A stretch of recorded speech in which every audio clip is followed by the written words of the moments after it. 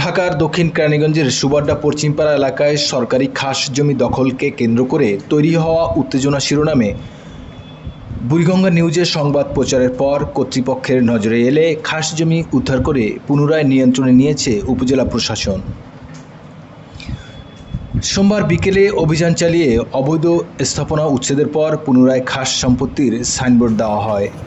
দক্ষিণ কেরানীগঞ্জ রাজস্ব সার্কেলের সহকারী কমিশনার আফতাব আহমেদ বলেন, 2023 সনের 20 ফেব্রুয়ারি সুবাড্ডা মৌজার 913 নম্বর দাগের 118% জমি 1 নম্বর খাস খতিয়ানভুক্ত করা হয়। এটি সরকারি সম্পত্তি। কেউ ধর্মীয় অনুভূতির আড়ালে বা প্রভাব খাটিয়ে এ জমি দখল করতে পারবে না। এর আগে একই জমিতে মসজিদ ও মন্দির নির্মাণের পাল্টাপাল্টি ঘোষণায় এলাকায় উত্তেজনা ছড়িয়ে পড়ে। স্থানীয়দের অভিযোগ, জমি দখল করে দোকান বসিয়ে ভাড়া আদায় করছিল একটি প্রভাবশালী মহল।